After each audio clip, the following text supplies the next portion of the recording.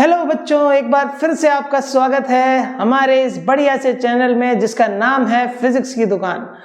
आज हम लोग न्यूक्लियर फिजिक्स के अगले लेक्चर की तरफ बढ़ने जा रहे हैं। कल हम लोगों ने न्यूक्लियर स्ट्रक्चर के बारे में बात करी थी। आज हम लोग न्यूक्लियर फिजिक्स में थोड़ी सी और चर्चा करेंगे। आज का जो हमारा गोल है, सबसे पहले तो हम लोग जो कंप्लीट करने वाले हैं वो कंप्लीट करने वाले हैं मास एनर्जी इक्विवेलेंस,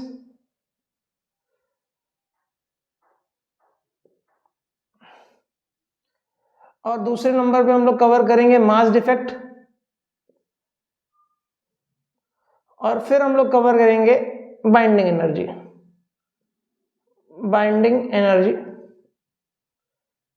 और इसी में हम लोग न्यूक्लियर स्टेबिलिटी के बारे में पढ़ेंगे।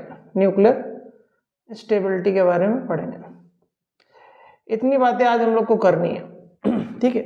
तो एक एक करके हम लोग सारी बातों को शुरू करते हैं और पढ़ते हैं। चलिए, सबसे पहली बात हमको किसकी करनी है? मास एनर्जी इक्विवेलेंस की। हुआ क्या था कि आइंस्टीन के अकॉर्डिंग क्या था? Mass can be converted into energy, ठीक है। आइंस्टीन के अकॉर्डिंग क्या था? According to Einstein mass can be converted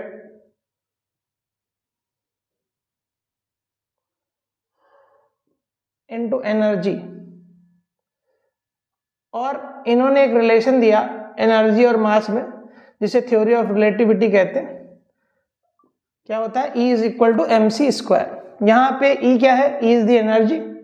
E यहाँ पे क्या है? एनर्जी। और ये क्या है? मास।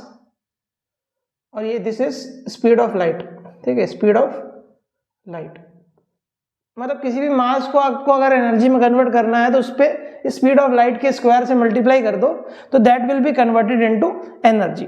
Okay, that will be converted into energy. अब जैसे हम लोग देखते हैं कि एक AMU में कितनी एनर्जी होती है। एक AMU मतलब एक प्रोटॉन पे जितना मास होता है, 10⁻⁻27 kg, ठीक है। 1 AMU का मतलब इतना 1.67 इंटू 10⁻⁻27 kg, ठीक है। अगर एनर्जी निकालनी होगी 1 AMU में कितनी होगी? तो 1.67 इंटू 10⁻⁻27 c स्क्वायर मतलब 3 इंटू 10⁸ का स्क्वायर। जब आप इसको सॉल्व करेंगे तो ये एनर्जी लगभग 931.5 मेगा इलेक्ट्रॉन वोल्ट आती है, ठीक है। ये आपको याद रखना है कि एक AMU को अगर आप एनर्जी में कन्वर्ट करोगे तो कितना आती है? 931.5 मेगा इलेक्ट्रॉन वोल्ट, ठीक है। 931.5 मेगा इलेक्ट्रॉन वोल्ट, ठीक है। ये हमारे पास आ जाता है, ठीक है। तो बेसिकली ये किसकी वैल्यू है? ये mc स्क्वायर की वैल्यू है, ठीक है। तो हमारे पास एनर्जी की वैल्यू कितनी आ गई? 931.5 मेगा इलेक्ट्रॉन वोल्ट, ठीक है। तो बहुत आसान सी चीज है जो कि हमको याद रखनी है, ठीक है। चलिए, ये तो होगी बात मास एनर्जी इक्विवेलेंस की। मास को कैसे हम लोग एनर्जी में कन्वर्ट कर सकते हैं, ठीक है। तो चलिए आगे देखते हैं। अगर एनर्जी को मास में कन्वर्ट करना होगा तो क्या करेंगे? जो भी एनर्जी दी होगी उसको c स्क्वायर से डिवाइड कर देंगे, है ना। जो भी एनर्जी दी होगी उसको क्या करेंगे? c स्क्वायर से डिवाइड कर देंगे, ठीक। चलिए आगे बढ़ लेते हैं। अगली बात आती है किसकी? मास डिफेक्ट की। किसकी बात आती है? मास डिफेक्ट की। मास डिफेक्ट क्या होता है? जैसे कि मान लीजिए हमारे पास कोई एक न्यूक्लियस है, ठीक है। ये हमारे पास क्या है? न्यूक्लियस, ठीक है। मान लेते हैं mass of the nucleus is given mn, ठीक। अब न्यूक्लियस किससे मिलकर बना होगा? न्यूक्लियस मिलकर बना होगा किससे? प्रोटॉन से, और साथ में किससे बना होगा? न्यूट्रॉन से। तो जितने नंबर ऑफ प्रोटॉन होंगे, मतलब मान लेते Z नंबर ऑफ प्रोटॉन से और A - Z number of neutron से। तो बेसिकली ये जो Z नंबर ऑफ प्रोटॉन का अगर हम लोग मास निकालें, ठीक है, और A - Z number of neutron का अगर हम लोग मास निकालें और इन दोनों को जोड़ दें तो क्या आना चाहिए? तभी आना चाहिए मास ऑफ न्यूक्लियस। क्या आना चाहिए? मास ऑफ न्यूक्लियस के बराबर आना चाहिए, है ना। लेकिन जब हमने ऐसा देखा कि न्यूक्लियस का मास देखा और प्रोटॉन न्यूट्रॉन का इंडिविजुअल मास देखा, तो हमने ये पाया कि जो मास of neutron plus mass of proton is slightly less than,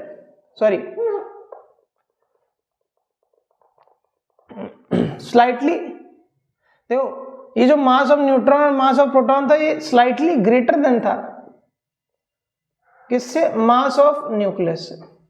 हमने क्या पाया कि जो मास ऑफ न्यूट्रॉन प्लस प्रोटॉन का मास हमने ऐड करा तो हमने देखा कि ये मास ऑफ न्यूक्लियस से ज्यादा आ रहा है ना, मास ऑफ न्यूक्लियस से क्या हो रहा है, ज्यादा आ रहा है। ठीक है, मतलब जब न्यूक्लियस बन जाता है उसका मास थोड़ा सा कम है, ठीक है, और अगर इंडिविजुअल देखें तो उसका मास ज्यादा है।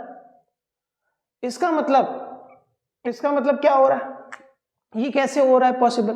तो यहीं पे आप अगर थोड़ा सा दिमाग लगाएं, मास एनर्जी इक्विवेलेंस जो अभी हम लोगों ने देखा कि मास को एनर्जी में कन्वर्ट किया जा सकता है ना, तो इसका मतलब जब हम लोग को न्यूक्लियस को बनाना होगा तो उसके लिए न्यूट्रॉन और प्रोटॉन को बहुत पास लाना होगा, तभी तो न्यूक्लियस बनेगा, है ना, तभी वो न्यूक्लियर फोर्स से बाइंड हो पाएगा। Nuclear force is very short range force. अब न्यूट्रॉन और प्रोटॉन के बीच में न्यूक्लियर फोर्स अगर लगवानी है तो क्या करना पड़ेगा, उनको बहुत पास लाना पड़ेगा। बहुत पास लाने के लिए क्या चाहिए, बहुत एनर्जी चाहिए, है ना, तो एनर्जी खर्च होगी। जब एनर्जी खर्च होगी तो वो एनर्जी किस फॉर्म में खर्च होगी, मास के फॉर्म में खर्च हो जाएगी, जिस वजह से जो मास ऑफ द न्यूक्लियस होगा वो क्या हो जाएगा, स्लाइटली लो हो जाएगा mass of the neutrons plus proton, और इसी कहते हैं हम लोग मास डिफेक्ट, है ना। तो इसे आप लिख सकते हो कि मास डिफेक्ट क्या है, इसे हम लोग लिख सकते हैं mass of the nucleus, mass of nucleus is always less than the mass of nucleons। ठीक है, तो यहां पे लिख सकते हो mass of the nucleus is always less then mass of the nucleons. ठीक है, और ये जो this difference in mass is called mass defect, और इस मास डिफेक्ट को हम लोग डेल्टा एम से डिनोट करते हैं। इस मास डिफेक्ट को इससे डिनोट करते हैं, डेल्टा एम से हम लोग इसको डिनोट करते हैं। ठीक है, अब जैसे कंसीडर कर लेते हैं कुछ कि हमारे पास एक न्यूक्लियस है, ठीक है, ये एक न्यूक्लियस है जिसका मास हम लोग कंसीडर कर लेते हैं एम, कैपिटल एम कंसीडर कर लेते हैं। ठीक है, और ये जो न्यूक्लियस है इसके अंदर जेड नंबर ऑफ प्रोटॉन्स है, ठीक है, और इसके अंदर A minus Z number of neutrons है। ठीक है, न्यूट्रॉन्स है, ठीक है, A minus Z number of neutrons है। अब मान लेते हैं कि consider mass of one proton MP, consider कर लिया मास ऑफ वन प्रोटॉन क्या, एमपी।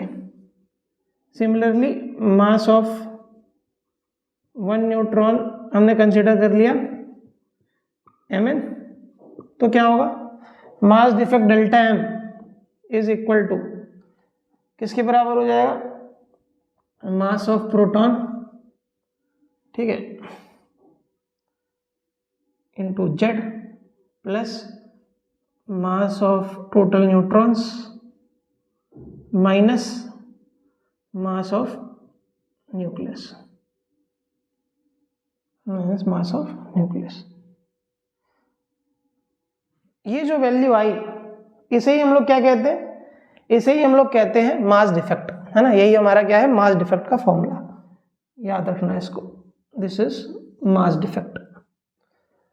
ठीक है, इसको जल्दी से आप नोट कर लेंगे, जो भी प्रॉब्लम आ रही है वो कमेंट बॉक्स में कमेंट भी कर देंगे, साथ साथ चलते रहेंगे। ठीक है, चलिए आगे बढ़े। चलिए अब एक चीज और हुई, अब अगर मास डिफेक्ट है, ये जो मास डिफेक्ट है, ये जो मास डिफेक्ट है ये बेसिकली क्यों आया है, क्योंकि जब हमने न्यूक्लियॉन्स को मिला के जब न्यूक्लियस बनाया तो कुछ एनर्जी की रिक्वायरमेंट हुई। अच्छा, न्यूक्लियस को बनाने में एनर्जी लगी, अगर उतनी एनर्जी हम लोग नेगेटिव में सप्लाई कर दें तो क्या हो जाएगा कि वो न्यूक्लियस टूट जाएगा, है ना। उतनी एनर्जी सप्लाई कर दें तो न्यूक्लियर को ब्रेक करने के लिए भी उतनी एनर्जी चाहिए, है ना। क्योंकि अगर मान लेते हैं किसी चीज को जोड़ने के लिए उतने, जैसे मान लीजिए कि आप दो टीम है, ठीक है, एक टीम मेंबर ने क्या किया, एक प्लेयर को खरीदना था तो उसने क्या किया कि उसने उसको 1 करोड़ रुपए दे दिया, ठीक है, और एक दूसरा इंसान है उसने भी उसको 1 करोड़ दे दिया। तो अगर वो 1 करोड़ में किसी के पास जा सकता है तो 1 करोड़ में किसी दूसरे के पास भी जा सकता है ना। वैसे ही कि अगर हम लोग ये देखें, मतलब टीम से अगर वो इंसान जुड़ सकता है 1 करोड़ रुपए देके, तो 1 करोड़ देके अगर कोई दूसरा देगा तो 1 करोड़ लेके वो हट भी सकता है ना। 1 करोड़ देके क्या हो सकता है, हट भी सकता है, फायदा होगा, पहले 1 करोड़ वहां से लेगा 1 करोड़ वहां से लेगा, है ना। वैसी चीज है कि आप एक चीज देखो, अगर न्यूक्लियस को में जो न्यूट्रॉन और प्रोटॉन को एक साथ बाइंड करने के लिए, ठीक है, कुछ एनर्जी की आवश्यकता थी, है ना, कुछ एनर्जी की आवश्यकता थी, है ना, और इसको तोड़ने के लिए भी एनर्जी की आवश्यकता होगी, है ना। तो बेसिकली जो एनर्जी रिक्वायर्ड होती है, energy required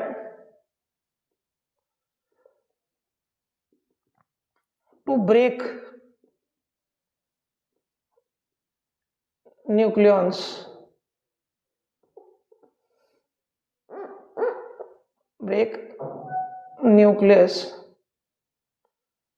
into nucleons is called binding energy, is called binding energy। अब एक चीज देखिए, अब क्या हो रहा था कि न्यूक्लियस को बनाने के लिए एक मास डिफेक्ट आ रहा था, मतलब जब हम लोग न्यूक्लियस को बना रहे थे तो क्या हो रहा था, कुछ एनर्जी लॉस हो रही थी जिसकी वजह से मास डिफेक्ट आ रहा था, और उस मास डिफेक्ट को हम लोगों ने डेल्टा एम लिखा था। अच्छा, इतना मास डिफेक्ट आया तो इसमें अगर हम लोग सी स्क्वायर से मल्टीप्लाई कर दें तो हमको ये पता चल जाएगा कितनी एनर्जी रिलीज हुई होगी, है ना, कितनी एनर्जी रिलीज हुई होगी जब उसको हम लोगों ने न्यूट्रॉन प्रोटॉन को जोड़ के न्यूक्लियस बनाया होगा, है ना, कितनी एनर्जी लॉस हुई होगी। और यही एनर्जी लॉस ही तो बाइंडिंग एनर्जी होगी, क्योंकि एनर्जी लॉस जो हुई है वही एनर्जी तो उसको देखो, न्यूट्रॉन प्रोटॉन को जोड़ने के लिए और न्यूक्लियस बनाने के लिए जितनी एनर्जी चाहिए उतनी एनर्जी उसको सप्लाई करनी पड़ेगी न्यूक्लियस को न्यूट्रॉन प्रोटॉन में तोड़ने के लिए, है ना, और वही एनर्जी क्या होती है, बाइंडिंग एनर्जी होती है। इसका मतलब इस डेल्टा एम में सी स्क्वायर से मल्टीप्लाई कर दें तो इसका मतलब ये बन जाएगा क्या, बाइंडिंग एनर्जी, ठीक है। और बाइंडिंग एनर्जी का फॉर्मूला अभी हम लोगों ने देखा कितना आया था, डेल्टा एम की वैल्यू क्या निकाली थी हम लोगों ने पीछे, डेल्टा एम की वैल्यू पीछे क्या निकाली थी, mass of proton into Z plus A minus Z of mass of neutron minus M और इंटू क्या कर देंगे आप, सी स्क्वायर, ठीक है। तो ये आपको याद रखना है, this is called the binding energy, है ना, ये क्या होती है, बाइंडिंग एनर्जी।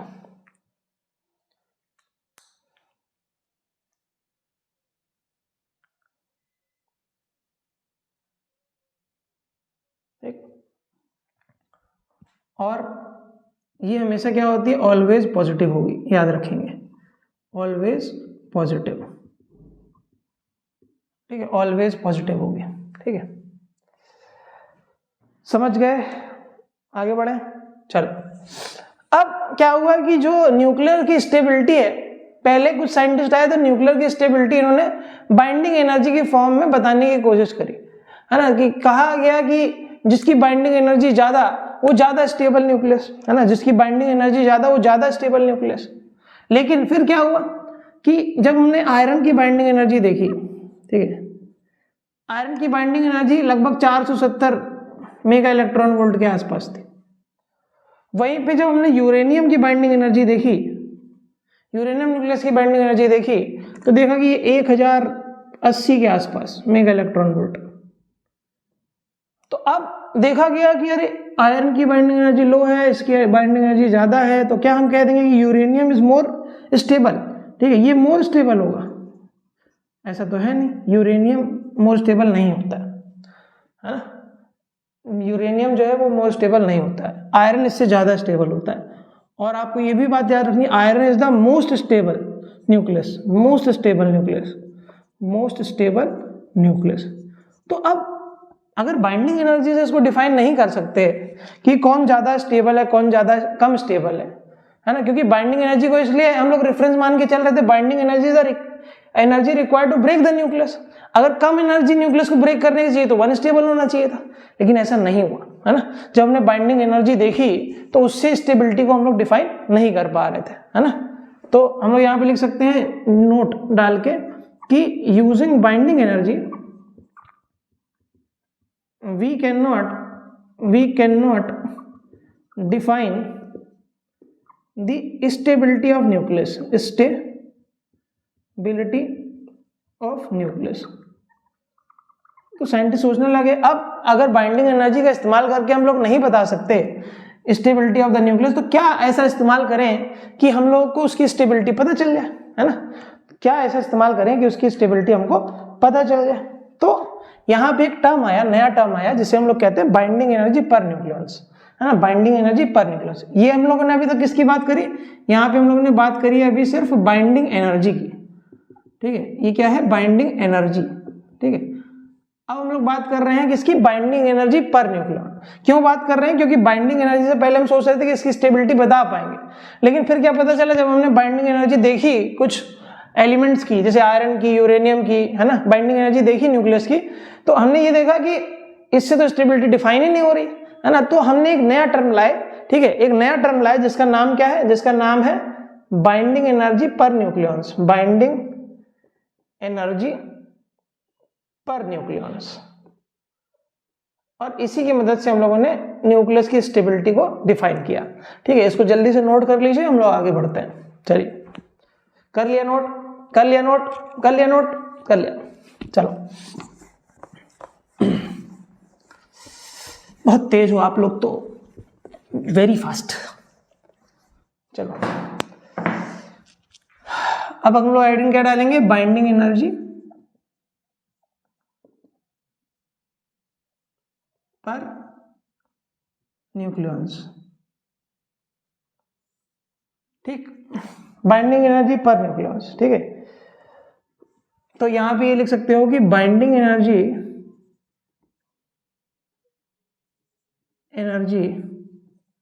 पर nucleons decides the stability of nucleus, stability of nucleus. Binding energy per nucleon क्या डिसाइड करती है, न्यूक्लियस कितना स्टेबल है कितना नहीं स्टेबल है ना। और इसको हम लोग कैसे ऑब्टेन कर सकते हैं, it is obtained by dividing binding energy by atomic mass, ठीक है। किसी अगर हमको ये बाइंडिंग एनर्जी पर न्यूक्लियन निकालना है तो क्या करना पड़ेगा, बाइंडिंग एनर्जी जो दी होगी उसको डिवाइड कर देंगे एटॉमिक मास से, तो ये हमारा क्या हो जाएगा, बाइंडिंग एनर्जी पर न्यूक्लियन हो जाएगा। ये हमारा क्या हो जाएगा, बाइंडिंग एनर्जी पर न्यूक्लियन हो जाएगा। और इससे हम लोग ये कहेंगे कि जितना ज्यादा बाइंडिंग एनर्जी पर न्यूक्लियन होगा उतना ज्यादा स्टेबिलिटी होगी, उतना ज्यादा स्टेबिलिटी होगी, है ना। उतना ज्यादा क्या होगा, स्टेबिलिटी होगी, ठीक है। ये बात हमको याद रखना है, उतनी ज्यादा क्या होगी, स्टेबिलिटी, ठीक है। और अगर हम लोग बात करें तो maximum value binding energy per nucleon की किसकी होती है, maximum binding energy per nucleon जो होती है वो होती है आयरन की, कितनी आयरन की, और कितनी होती है 8.8 मेगा इलेक्ट्रॉन वोल्ट, ठीक है। सबसे ज्यादा किसकी होती है, आयरन की होती है 8.8 मेगा इलेक्ट्रॉन वोल्ट। और यूरेनियम के लिए भी याद रखेंगे, यूरेनियम के लिए कितनी होती है 7.1 मेगा इलेक्ट्रॉन वोल्ट, ठीक है। 7.1 mega electron volt, sorry 7.7 mega electron volt के आसपास। यूरेनियम के लिए कितनी होती है 7.7 मेगा इलेक्ट्रॉन वोल्ट, ठीक है। तो यहां पे क्या होता है कि जब binding energy per nucleon curve एक बनता है हमारा, उस कर्व को हम लोग देख लेंगे, बना लेते हैं, ठीक है। वो जो कर्व होता है वो कुछ ऐसा कर्व होता है कि यहाँ पे हम लोग प्लॉट करते हैं क्या, यहाँ प्लॉट करते हैं बाइंडिंग एनर्जी पर न्यूक्लियन और यहाँ पे एटॉमिक मास प्लॉट करते हैं। ठीक है, जब हम लोग प्लॉट करते हैं तो ग्राफ कुछ ऐसा आता है।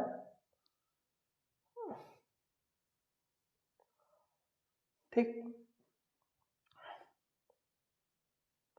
और सबसे टॉप पे कौन सा एलिमेंट है? आयरन। ठीक है, यहाँ पे आपको कुछ रेंज मान के चलनी है।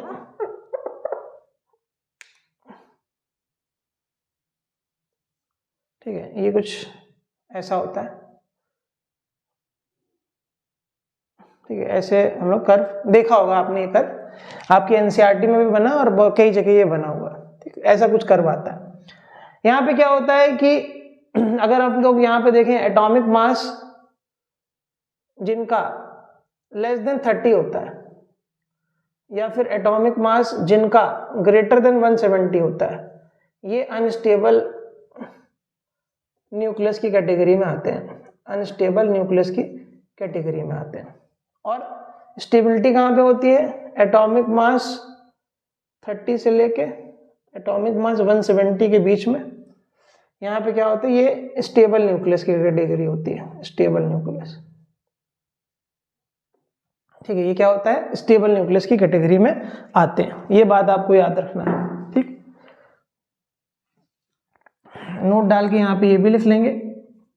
अब देखिए कि जब स्मॉल साइज लाइट न्यूक्लियस है जिनका एटॉमिक मास कम है, छोटा है, या हैवी न्यूक्लियस है जिनका एटॉमिक मास बहुत ज्यादा है, तो और ये क्या है? ये स्टेबल न्यूक्लियस कौन है? बेसिकली मीडियम साइज वाले न्यूक्लियस। तो आप लोग ये लिख सकते हो कि जो मीडियम साइज न्यूक्लियस होता है, medium size nucleus are more stable than heavy और लाइट न्यूक्लियस, हैवी और लाइट न्यूक्लियस। तो आपको ये समझ में आ रहा है? अगर जिसका एटॉमिक मास लेस देन 30 है तो this is light nucleus, this is light nucleus. और जिसका एटॉमिक मास ग्रेटर देन 170 है उसको हम लोग हैवी न्यूक्लियस की कैटेगरी में रख सकते हैं, हैवी न्यूक्लियाई। ठीक है, तो अगर ज्यादा लाइट है तब भी वो अनस्टेबल है, ज्यादा बड़ा है तब भी वो अनस्टेबल है। तो मीडियम साइज का जो होता है उसकी जो स्टेबिलिटी होती है वो सबसे ज्यादा होती है। ठीक है, तो आप इससे एक चीज ये डिसाइड कर सकते हो कि यहाँ पे क्या होगा कि यहाँ पे भी कुछ ऐसा होना चाहिए कि ये स्टेबल बने और यहाँ पे भी कुछ ऐसा होना चाहिए कि ये स्टेबल बने। तो बेसिकली जिनका लेस देन 30 होता है, जो लाइट न्यूक्लियस होते हैं, ये कंबाइन करते हैं, है ना, दूसरे लाइट न्यूक्लियस के साथ और स्टेबिलिटी की तरफ जाने की कोशिश करते हैं। तो अगर कंबाइन करते हैं उस प्रोसेस को क्या कहते हैं हम लोग? फिजन कहते हैं। उस प्रोसेस फ्यूजन कहते हैं। उस प्रोसेस को क्या कहते हैं? फ्यूजन, जैसे कि सन में होता है। ठीक है, और जो हैवी न्यूक्लियस है ये मीडियम साइज की तरफ जाना चाहेंगे तो अपने अंदर से जो मतलब न्यूक्लियस को ब्रेक करना स्टार्ट कर देंगे, है ना। तो ये जो हैवी न्यूक्लियस होते हैं इनमें क्या होता है? इनमें होता है फिजन। ठीक है, इनमें क्या होता है? फिजन होता है। ठीक है, इनमें क्या होता है? फिजन होता है। तो बाइंडिंग एनर्जी पर न्यूक्लियन जो है अगर ज्यादा होगी, स्टेबिलिटी ज्यादा होगी, मैक्सिमम आयरन के लिए होती है, लगभग मिनिमम यूरेनियम के लिए होती है। और ये मीडियम साइज न्यूक्लियस के लिए मतलब जो स्टेबिलिटी है वो ज्यादा होती है, और हैवी और जो लाइट होती है वो इतने ज्यादा स्टेबल नहीं होते हैं। लाइट न्यूक्लियस को अगर स्टेबल होना है तो वो फ्यूज करते हैं, जिसे हम लोग न्यूक्लियर फ्यूजन कहते हैं। और जो हैवी न्यूक्लियस होते हैं वो अपने अंदर से ब्रेक करते हैं, न्यूक्लियस निकालते हैं, तो उसे हम लोग कहते हैं फिजन। ठीक है, इतनी बात हमको याद रखनी है बाइंडिंग एनर्जी पर न्यूक्लियन में। ठीक है, बाइंडिंग एनर्जी पर न्यूक्लियन निकालने के लिए क्या करते हैं? जो भी बाइंडिंग एनर्जी दी होगी उसको ए से एटॉमिक मास से डिवाइड कर देंगे तो हमारा बाइंडिंग एनर्जी पर न्यूक्लियन आ जाएगा। ठीक है, चलिए आगे बढ़ते हैं। कोई दिक्कत है अभी यहाँ तक? किसी को भी कोई दिक्कत तो आप प्लीज बताइए, है ना। किसी को कोई भी दिक्कत हो आप बिल्कुल बेझिझक बता सकते हो कमेंट बॉक्स में। ठीक है, चलिए आगे बढ़ते हैं।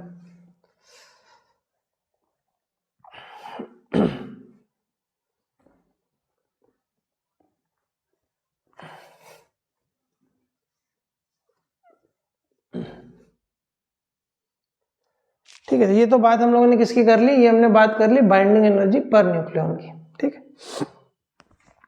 चलिए अब हम लोग थोड़ा सा आगे बढ़ लेते हैं।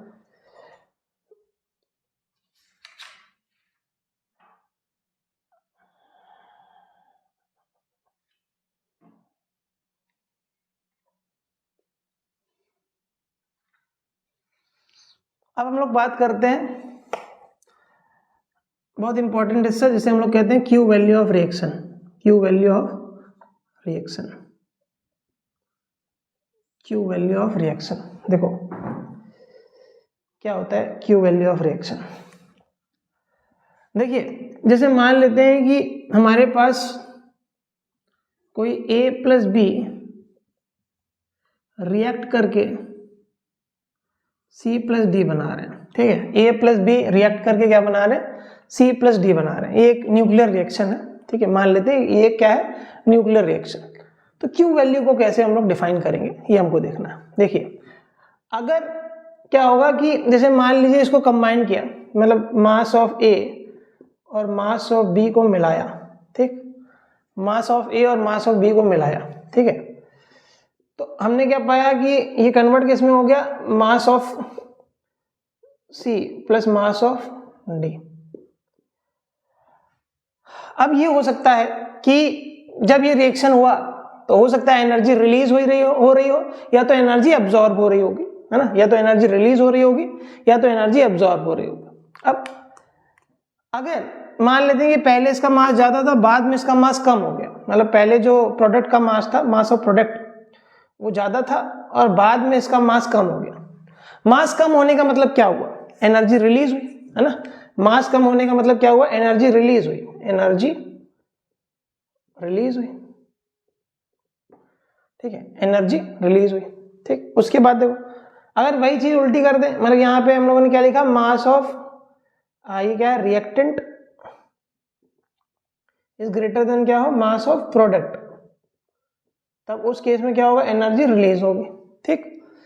अब यहाँ पे क्या होगा कि अगर मान लेते कि मास ऑफ प्रोडक्ट जो हो जाता वो ग्रेटर देन हो जाता और मास ऑफ रिएक्टेंट कम हो जाता, मतलब कम होता और मास ऑफ प्रोडक्ट ज्यादा होता, तो इस केस में क्या हुआ होगा, एनर्जी एब्जॉर्ब हुई होगी, है ना। उस केस में क्या हुआ होगा, एनर्जी एब्जॉर्ब हुई होगी, एनर्जी एब्जॉर्ब। और यही जो एनर्जी एब्जॉर्ब हो रही है, एनर्जी रिलीज हो रही है, इसे ही हम लोग कहते हैं Q value of the reaction. इसे हम लोग क्या कहते हैं, Q value of the reaction, ठीक है। तो क्यू वैल्यू को आप डिफाइन ऐसे कर सकते हो, Q value is equal to mass of reactant minus mass of product, ठीक है, mass of reactant minus mass of product into C square, ठीक। एनर्जी में कन्वर्ट करना है ना, तो इसको सी स्क्वायर से मल्टीप्लाई करना पड़ेगा। मास ऑफ रिएक्टेंट क्या है, M A plus M B मान लेते हैं, minus mass of reactant product M C minus M D का, ठीक। अब इसको अगर आप बाइंडिंग एनर्जी के फॉर्म में लिखेंगे तो इसका जो साइन है वो चेंज हो जाएगा, तो इसको आप ऐसे भी लिख सकते हो, binding energy of C plus binding energy of D, binding energy of D minus binding energy of A minus binding energy of B. Binding energy के फॉर्म में लिखेंगे तो ऐसे लिख सकते हैं, ठीक है। अब एक चीज देखिए, अगर ये मतलब दोनों चीजें अगर आप कंसीडर करो कि एनर्जी रिलीज वाले केस में जब रिएक्टेंट का मास ज्यादा हो प्रोडक्ट से, तो उस केस में ये जो वैल्यू है वो पॉजिटिव आएगी, है ना। तो क्यू वैल्यू अगर पॉजिटिव है, क्यू वैल्यू अगर पॉजिटिव है तो एनर्जी क्या होनी चाहिए, रिलीज होनी चाहिए, एनर्जी क्या होनी चाहिए, रिलीज होनी चाहिए। अगर क्यू वैल्यू नेगेटिव है, नेगेटिव का मतलब क्या हो गया कि मास ऑफ प्रोडक्ट बड़ा हो गया और मास ऑफ रिएक्टेंट कम हो गया, है ना। तो ऐसा कब होगा, जब एनर्जी एब्जॉर्ब होगी, एनर्जी एब्जॉर्ब होगी तो क्यू वैल्यू नेगेटिव होनी चाहिए, ठीक है। तो अगर क्यू वैल्यू नेगेटिव है तो क्या होगा, एनर्जी एब्जॉर्ब होगी, ठीक है। क्यू वैल्यू नेगेटिव है तो एनर्जी क्या होगी, एब्जॉर्ब होगी। ये चीज आपको याद रखनी है। पॉजिटिव क्यू वैल्यू का मतलब क्या है, energy release, negative Q value का मतलब क्या है, एनर्जी एब्जॉर्ब, ठीक है। एनर्जी रिलीज कब होगी, जब मास of product, mass of reactant is greater then mass of product, और एनर्जी एब्जॉर्ब कब होगी, जब मास of product is greater then mass of reactant, ठीक है। तो ये चीज़ आपको याद रखनी है ना, क्यू वैल्यू, ठीक है, इंपॉर्टेंट है, इंपॉर्टेंट। ठीक, चलिए आगे बढ़ते हैं।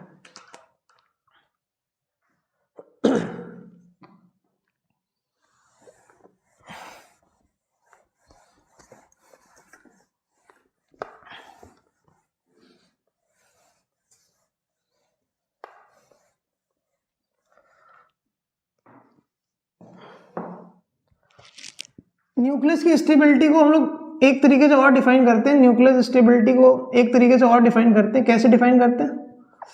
एक रेशियो होता है n अपॉन z का। n क्या है? n is the number of neutrons. z क्या है? Number of protons. अगर इसका रेशियो 1.6 होता है तो जो न्यूक्लियस होता है वो स्टेबल होता है, न्यूक्लियस स्टेबल होता है। अगर इसका रेशियो 1.6 होता है तो न्यूक्लियस क्या होता है? स्टेबल होता है। अगर n/z की वैल्यू लेस देन 1.6 हो गई या n/z की वैल्यू ग्रेटर देन 1.6 हो गई तो इन दोनों केस में अनस्टेबिलिटी आती है। ठीक है, अनस्टेबिलिटी आती है, आती है। इससे भी आपको याद रखना है। ठीक है, इसका भी एक ग्राफ प्लॉट होता है, उस ग्राफ को आपको इतना ज़्यादा नहीं याद रखना है। ऐसा एक ग्राफ प्लॉट करते हैं हम लोग n/z का, n और z का ग्राफ प्लॉट करते हैं। तो ये जो ग्राफ होता है यहाँ पे कुछ थोड़ा सा डेंस होता है, यहाँ पे भी थोड़ा सा डेंस होता है ऐसे। ये जो लाइन दिख रही होती है, इस लाइन पे n/z का जो वैल्यू हो रहा होता है ये 1.6 हो रहा होता है।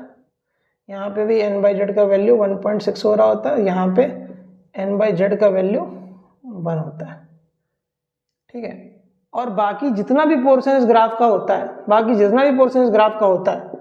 ठीक है, वो क्या होता है? वो सारा का सारा वहाँ पे जितने भी हमारे पास न्यूक्लियस होंगे वो सारे के सारे अनस्टेबल होंगे, है ना। ये जो ब्लू पोर्शन है, ब्लू पोर्शन जो है वो क्या डिनोट कर रहा है? Unstable nucleus. ठीक है, और किसी भी अगर किसी भी न्यूक्लियस को स्टेबल या अनस्टेबल होना होता है तो वो अपने रेशियो को 1.6 करने की कोशिश करता है, तभी वो स्टेबल बन पाता है। ठीक है, चलिए आगे बढ़ लेते हैं। ये तो बात हो गई न्यूक्लियस स्टेबिलिटी।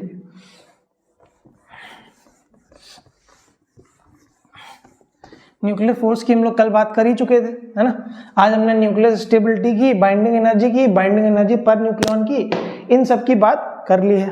ठीक है, अब हम लोग पढ़ेंगे रेडियो एक्टिविटी।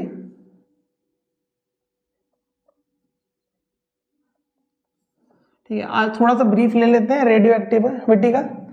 बेसिकली हमारे पास क्या है, कुछ न्यूक्लियस ऐसे हैं जो कि अनस्टेबल नहीं है, मतलब स्टेबल नहीं है ना। कुछ न्यूक्लियस ऐसे हैं जो स्टेबल नहीं है, तो क्या करते हैं वो अपने अंदर से क्या करते हैं, न्यूक्लियॉन्स एमिट करते रहते हैं, है ना।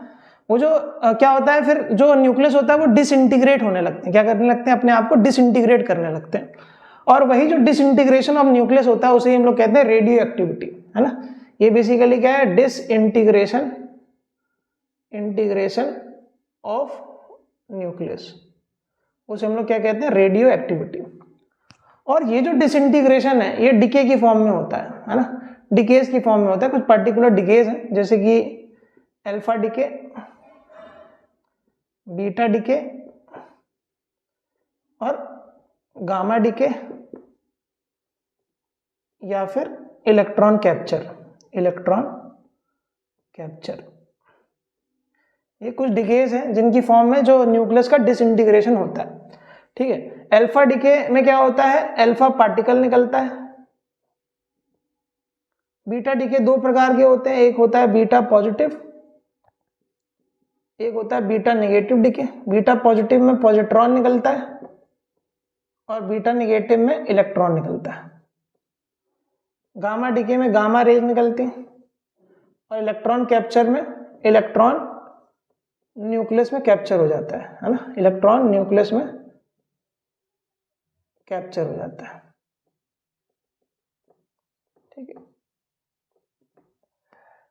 तो रेडियो एक्टिविटी वाला जो पार्ट है ये हम लोग कल कवर करेंगे, आज के लिए इतने ही रखते हैं, ठीक है। जो भी चीज़ें हम लोगों ने आज पढ़ी वो इम्पोर्टेंट है, तो उसको ध्यान से पढ़िए, है ना। लेक्चर की जो लेंथ है वो मैं ज़्यादा बड़ा नहीं कर रहा हूँ, जिससे आप लोगों को वीडियोस देखने में थोड़ा सा आसानी रहे, इसलिए आप इसको सही से पढ़िए, बहुत अच्छे से तैयारी करिए। कोई भी ऐसा टॉपिक होगा नहीं जो न्यूक्लियर फिजिक्स में जो छूट जाएगा, बहुत अच्छे से तैयारी करिए। Thank you so much.